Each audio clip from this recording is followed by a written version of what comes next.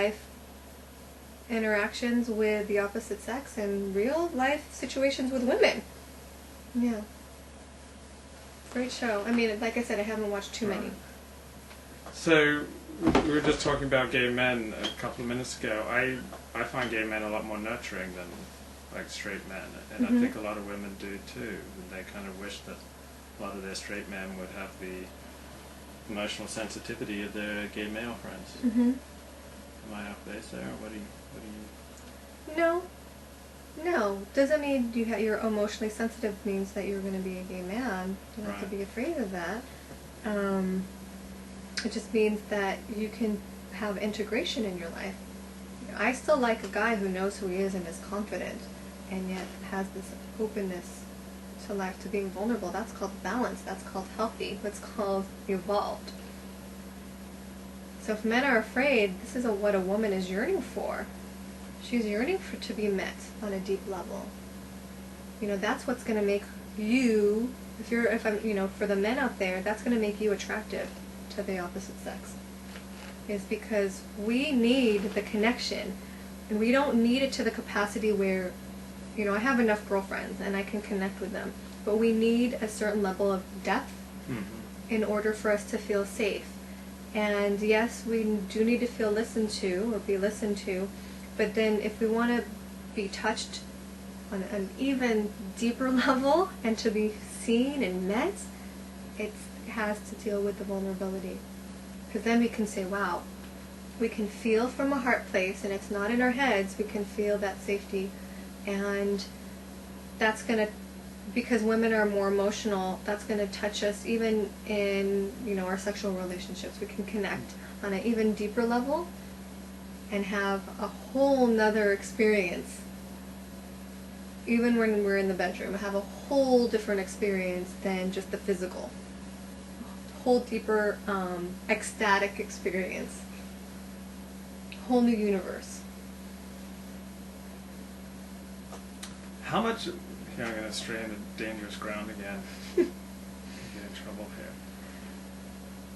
I had a Filipina girlfriend. How much of what you're talking about is just Filipina culture? Like, I had a Filipina girlfriend, and I had this popular image of Filipina women tend to be very loving women. So how much of what you're talking about comes from Filipina culture? That we're loving women? Yeah, like I had this girlfriend, I'm just going to quote her now, so get mad at her. But she said to me, Filipino women like sex if it's in a relationship with the guy that, that they're committed to. They're in a committed relationship. But there seems to be this comfort with a loving, nurturing, supportive, feminine approach to Filipina culture that's often not there in more harder edge cultures where women are acting like guys and pushing ahead with their power suits and power careers and power computers or whatever. And there seems to be a gentleness and a femininity to Filipina culture and Asian culture that so many white guys love Asian women just for that reason, because they experience them as more feminine than white women. Okay. There could be some legitimacy to what you're saying, and yes, there is more of the softness that Asian women carry. And when the Western woman is so caught up in her career, that makes her less open and receptive. Right. And when I was sharing in the beginning, this is part of the work that I do, is for women to soften up, open up to that playful energy again, open up their hearts again. So you could be a Filipino woman brought up in the Western world without having that. She could be just as uptight because she's consumed in her career. Right. So I'm more sharing this with to the career-oriented woman, or the woman who's always on the go, or the woman who has her heart closed, or the woman who just doesn't have the vitality anymore. It's the vitality that's the vitality that makes someone sexy and sensual. You know, she can have this at any age, and it's not exclusive to anyone. So does that kind of answer your question? Yeah, I'm not, There is a predisposition, Yeah. perhaps towards the Asian culture, the Filipino culture, Yeah. but it's not exclusive, Right. that this feminine energy is exclusive to that. You know, and if she's that Western woman who's really like career oriented, I'm career oriented, Right. but yet I have a softness to me because it's something that I've cultivated. What were you doing before you became a female sensual empowerment coach? I did body work for a while, you know, Yeah. worked on my healing practice, and a lot of what I've learned is what I'm taking into my coaching programs that I teach. It's all interconnected, you know, the body with the healing, you know, we're dealing with the chakra system, we're dealing with the tightness, we're dealing with all the tension that people have in their bodies. I mean, even when I was doing that work, I was teaching people how to breathe and teaching people how to release stress or open up their bodies. Mhm. So this is just like the next level of, you know, that created a foundation, and then this is the next level. And of course, you know, I did some training. I worked at a spa for a while, and I trained people how to give body work and to do treatments. So I have that foundation of the teaching and the healing background, and this is like the new level. You know, this is now more of my passion, to open people up to a new way. How scary was it for you to quit your job and to go out to work for yourself? Really freaking scary, but I have to do it.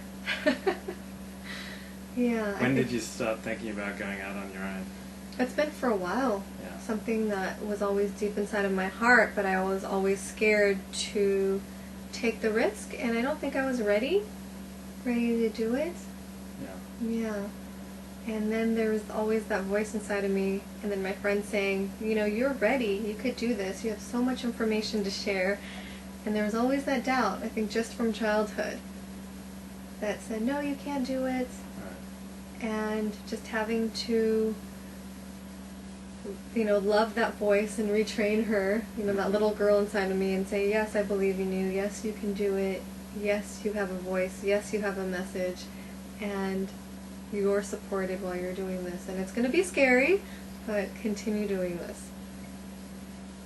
Now, many of us who know nothing about Tantra know the title, the Kama Sutra. So is the Kama Sutra anything to do with Tantra?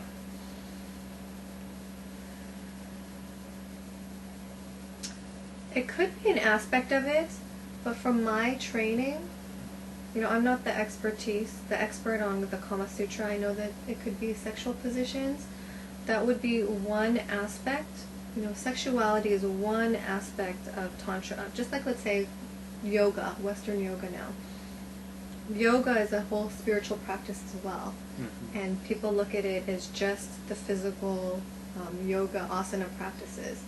And for Tantra, the sexual aspect is so small, and it's basically a whole lifestyle.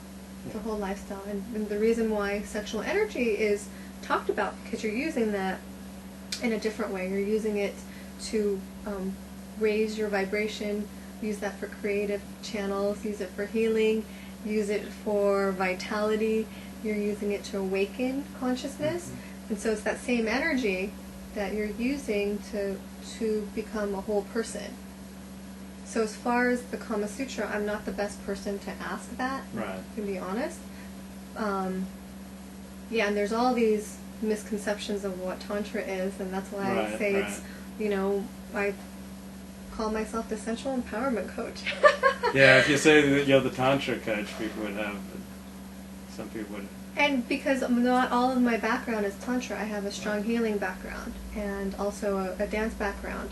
And so basically all the things that I've learned, there's a bug for you. Oh. Are you going to eat that one? What did you do with it? Where did it go? I mean, I don't mind bugs, but I know that women don't like them hopping around. I don't mind. I just when they're wanted to being show interviewed. you. I don't care. You know what? Come on, you're a woman. You're gonna freak out from No, a bug. don't stereotype me. Actually, Aren't you gonna start screaming? No, I actually, when I see spiders in my apartment, I like them, and I don't eat them, but I just say hi.